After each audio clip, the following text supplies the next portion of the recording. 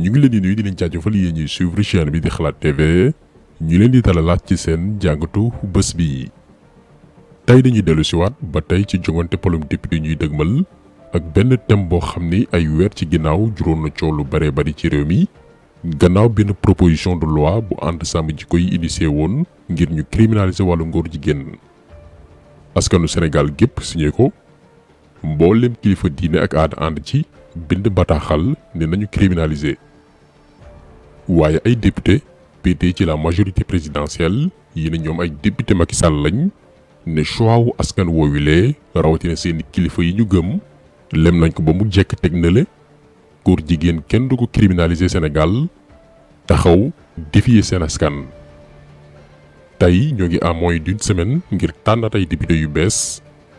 mais ndax xam ngeen ni ci député yooyu rejeté woon proposition de loi bi ñu bari boole waat nañ leen ci liste Benno Bokk Yaakaar yi ngir yow ma ñu bañaloon nga falaat leen. lii nag question de choix la et de responsabilité amul sikki sàkk ci ne votel Benno Bokk Yaakaar ci élection législative yi di ñëw mooy votel nga couleur mbootaayu góor jigéen yi ànd nga ci ne borom ñaari tur yi mën nañoo yaataayumbe wuyal seen agenda ci biir réew mi di def propagande pour influencer génération yi ñëw. ci fànn woowu nag question de responsabilité boobu noonu responsabilité wu votel waa Benno dooleel LGBT Serigne Habib Sy Dabakh defoon na ci sortie bu mucc ayib. fan yi passé assemblée nationale mbokk yi fi jóge woon pour defar jikko yi nu mu tudd association la xaw ma nu mu tudd. ah ànd sàmm jikko yi. c'est dommage am lu ñu naqari ñun ñëpp assemblée nationale dégg naa am ñu ni code bi prévoiroon na loolu man leen seen code bopp la ak seeni loi bopp ñu dicté leen ko ca France waaye affaire ngóor jigéen moom alquran nee na wa ma qawmu luutin minkum bi baid yéen a ngi jëm nag ci ay voté yéen laay waxanteel les jeunes surtout képp ku dem woteel nit te mu lànk ci pétition bii ñu doon wax ngir jëmmi yàlla ak yonent bi boo ko voteelee ëllëg yowmal qiyaamati di nga dajeeg sa borom mu rëq sa ndigg maa leen ko wax. li ci des nag itteelu ma affaire politique ça m'intéresse pas na ngeen bàyyi seen xel bu baax a baax ci ñi ngeen di voteel yi ëllëg képp ku ci voteel koo xam ni la ñuy sàkku booba ba léegi ci affaire ngóor jigéen ñu lànk ni ñoom duñ ko signé nanguwuñu ko nga jël carte dugalal leen ko bu yowmal qiyaamate bu yàlla di régler affaire ngóor jigéen fii ci Sénégal dinañ la woo nga nekk témoin al yawma naxtimu ala afwahihim wa tukallimuna aydihim wa tashhadu arjuluhum bima kaanu yaksibuun. bàyyi leen xel ci loolu yéen les jeunes laay waxanteel. donc côté Benno moom yaakaar nañ ni kon leer na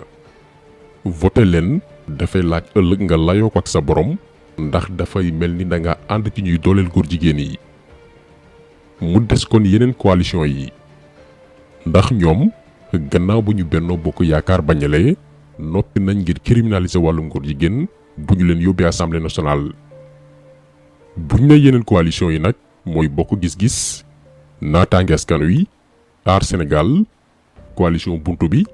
les serviteurs MPR yeewi askan wi ak wàllu Sénégal. ci fànn boobu nag collectif ànd sàmm jikko yi envoyé nañ ay mémorandum mbooleem coalition yi ñu leen limal benn poñ ci mémorandum boobilee ñu laaj leen ndax noppi ngeen ngir criminaliser wàllu ngóor jigéen bu ñu leen falee. am nañu tontu mu leer naññi ba noppi joxe seen position publiquement mu leer am ñoo xam ni seen discours leerul dañuy signaler gauche di jàddu droite am ñeneen ñoo xam ni tontuwuñu loolu mooy duñ ko voté. ñoom ñëpp daañu ñëw ci seeni cas sénégalais xam kii kan mooy kan. parce que tamit mbiru borom ñaari tur yi dafa di sujet bu sensible ci ñu bari ci suñu homme politique yi ndax am na ñoo xam ni dañoo jàpp ni seen falu mi ngi dépendre ci lobby internationaux yi nga xam ni ñoo porté l'agenda LGBT bëgguñ ñooñu mere leen. genre politicien yooyu nag ñi nga xam ni ñemewuñu wax ci mbiru borom ñaari tur yi mu leer naññi ragal pété ku leen dénk ndombal tànk xamal ni delloowaat nga sa bopp ci mbuumu njaam ndax ñoom psychologiquement ci seen bopp jàpp nañ ni seen nekk député mbaa président dafay dépendre ci bët bi leen tubaab bi di xoolee ci lu neex tubaab bi ba tax na bëgguñ wax wala jëf luñ leen di meree rawatina wàllum borom ñaari tur yi. alors que ñun africains yi dañoo gëm ni ñun ak réewu Occident yi bokkuñ la même vision du monde. ñoom dañoo gëm ni développement dafay ànd ak doomi aadama bi topp bakkanam sëy ku ko neex diine wala cosaan bañ ko tënk. alors que ñun dañoo gëm ni développement dañ ko war a ñàkk ak ay valeur looy jombale sa bopp di xeex ak subaak ngoon ak sa bakkan. valeur du diine ak aada yi di feeñ ci lépp lu ñuy def ba ci fa ñuy nasee ko nocci. léegi nag ñu ñëw ci daj dëpp gi maanaam gannaaw ba waa ànd sàmm jikko yi envoyé bataaxal coalition yi ñan ak ñan ñoo ànd ci ne bu ñu leen falee daañu criminaliser wàllum góor jigéen ci Sénégal. coalition buntu bi te El Hadj Ibrahima Mbow jiite ko ñoom tontu nañ ne ànd nañ ci criminaliser wàllum góor jigéen bés bu ñu leen falee. naataange askan wi seen tête de liste di Cheikh Alassane Sène ci seen côté tamit tontu nañ bataaxalu ànd sàmm jikko yi ne bu ñu demee assemblée nationale daañu criminaliser mbiru borom ñaari tur yi. coalition les serviteurs MPR bu Pape Djibril Fall ñoom aussi répondre nañ ci mémorandum bi ne bu soobee yàlla bu ñu leen falee daañu bokk ci ñuy porter proposition de loi ngir criminaliser wàllum góor jigéen ci Sénégal. wàllu Sénégal itam te maître Abdoulaye Wade jiite ko signé nañu charte d'engagement bi leen ànd sàmm jikko yi envoyé ne noppi nañ pour la criminalisation. Yewwi Askan Wi également te Ousmane Sonko di seen tête de liste ñoom gannaaw ba ñu àndee ci criminaliser mbir yi dañ ko booleeg fësal ko ci mbooloo à travers seen campagne. xam na mbir boo koy def da nga koy ñeme wala nga bako bëri na ñu nekk ci réew mi di wax ci politique ña ci ñeme taxaw jàkkaarloog yéen ne leen man su leen ma wóoloo jiital ma assemblée nationale dinaa voté loi boo xam ne loolu dañ koy araamal fii ci Sénégal ñoom ñëpp ñu ngi lam-laame xam ngeen Macky Sall biñ ko waxee ci mbir mi dafa ne loi bi nga xam ne moo fi nekk nga xam ne loi vers 1960 ba léegi loi boobu acte contre nature la wax nee na loi boobu doy na ñun nee nañu loi boobu réglé wul problème góor jigéen parce que àdduna si dafa toll foo xam ne tubaab bi dañu am seen benn programme mooy képp ci àdduna dañu fexe ba imposer ko kon ñun dañu ne su ngeen ñu yóbbu assemblée affaire Macky Sall yooyu ñu laam-laamee naan li fi nekk baax na bëgg lu neex tubaab yi ñun dañuy wax lu leer dinañu voté loi boo xam ne day leeral na définitivement. donc moment bi ñuy def vidéo bi muy bésu lundi 25 juillet 2022 jàpp leen ni juróomi coalition ñoo ànd ci criminaliser wàllum góor jigéen muy buntu bi naataange askan wi les serviteurs wàllu Sénégal ak Yewwi Askan Wi. mu des nag ñetti coalition bi ci njëkk di Benno Bokk Yaakaar bi nga xam ni xëy na waa ànd sàmm jikko yi dañoo bëggoon rek yamale ñëpp moo tax ñu envoyé leen laaj leen mais ñun xamoon nañ ni duñu tontu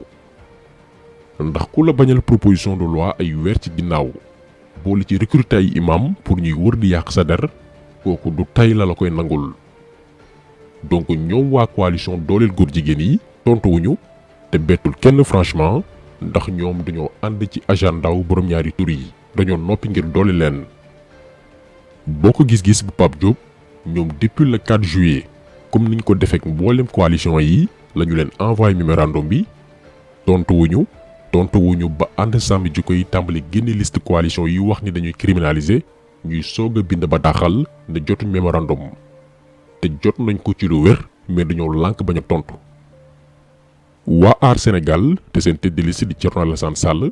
tontu nañ ci turu Thierno Bocoum mais ci seen réponse waxuñ oui waxuñ non ci mémorandum bi ñu leen envoyé muy criminaliser ngóor jigéen. dañ ne daal ubbeeku nañ ngir waxtaan ci te itam bu ñu demee assemblée nationale noppi nañ ngir défendre valeurs yi surtout xeex wàllu borom ñaari tur yi. waaye ndax dañuy criminaliser am déet tontu wuñ ci donc seen position leerul ci wàllum criminalisation. mais ñun seen position bettuñu li tax bettuñu mooy kenn ci seeni leader muy Cheikh Oumar Sy weer bi ñu génn rek la doon dal ci kaw waa ànd sàmm jikko yi ba ci ñun ñii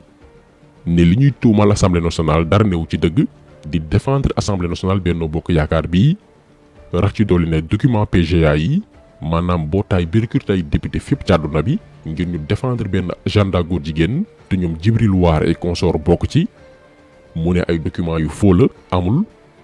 alors que waa PGA ñoo ko publier dugal ko seeni site ba tudd ko ci moom Cheikh Oumar Sy donc bu nee documents yi amul waxul dëgg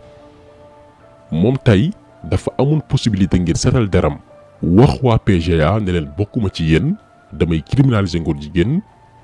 mais ba tey mi ngi ji fi jaafa di wëlbatiku di attaquer ñiy xeex góor jigéen yi di ci wutaale tur te ñun duñ ko may ndax tappalekat la bu amee ku muy waxal na dem wax ak waa PGA yi ko tudd. ba tey ci seen coalition muy Aar Sénégal déglu nañ aussi ku ci mel ni docteur Abdourahmane Diouf moom nee na àndul ci ngóor jigéen loolu aussi baax nañu leeral ko àndul ci góor jigéen mais ci waxam ñun li ñu comprendre te daal leen ko dégtal léegi mooy moom noppiwul ngir criminaliser ko parce que nee na dafa ragal yeneen conséquences am ci par exemple ay tuuma en plus mu ne am na loi bu koy aaye Sénégal ba noppi nañ ko déglu ñëw indi ci ay leeral yu ndaw yu ñu yàggoon bëgg a préciser.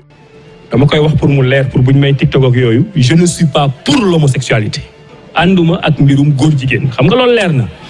waaye nag ni ñuy doxalee mbir borom góor jigéen yi dafa am politique te man bëgguma dëkk ci société boo xam ni tuuma laate ak tamante dëmm da koy yàq waa lan ngay xàmmeewee góor jigéen lan nga koy xàmmeewee jëf nga fekke ko góor ak góor di def lu ñu warul def jigéen ak jigéen di def lu ñu warul def nga teg ci sa bët xam ne lii yëfu góor jigéen la nga condamné ko ne lii góor jigéen la mais loolu mooy acte contre nature mais acte contre nature loi Sénégal condamné na ko wala déet. li ñuy leeral fii nag mooy proposition de loi ngir criminaliser wàllum góor jigéen jugul ngir di yërndu doomi aadama wala xool doomi aadama neexul la nga daal di koy tuumaal wala di accuser sans preuve. Ababacar Mboup leeral na ko du benn du ñaari yoon ci ay conférence ak i live. fii kenn waxu fi nit ku efféminé fii kenn waxu fi dañuy topp nit ñi di yëddu lan la ñuy def ci seen intimité loolu diine ji gën a yaatu ci réew mi wala boobu muy diine l'islam ak diine catholique yépp jàngu bi lu ci na dañ koo tere kenn du yëddu nit di ko topp di seet la muy def ci biir intimité kon mbir mi du loolu la ñuy wax. donc lii képp ku ko déggul c'est parce que yow yaa bëggul comprendre li ñu lay wax mais li ànd sàmm ji koy wax dafa leer. proposition de loi ngir criminaliser ngóor jigéen bu weesoo ñi ñuy jàpp jaxran ñuy def naka sudul noonu te loolu gis nañ ko Sénégal du benn yoon du ñaari yoon te ñoo ko def dara fekku leen ci donc gannaaw daan jëf yooyu noonu proposition de loi bi agenda lay xeex programme ak projet yi ay organisation tëgg di ci lëkkaloo ak suñu président ak yeneen i borom ndombal tànk fii ci Sénégal ak i association yi nga xam ne ministère de l'intérieur moo leen jox autorisation pour mën a waajal une génération boo xam ne dafay nangu mbiru borom ñaari tur yi lii la proposition de loi bi di xeex. en plus loi bi docteur Abdourahmane Diouf di wax muy contre nature loi boobu noonu dafa xewi nekkatuloo diapason loi boobu noonu moo tax góor jigéen bu ñu jàpp Sénégal bàyyi la ndax ñaguñu loi bi leerul en plus loi boobee terewul kuy promouvoir ngóor jigéen maanaam benn sénégalais ay organisation bitim réew fay ko ngir mu sol drapeau borom ñaari tur yi mbaa di leen defal promo wala di lawal seen agenda yoonu Sénégal prévoiru ci benn daan alors que proposition de loi bi ànd sàmm ji koy initier dafay rëqandiku képp kuy promouvoir ngóor jigéen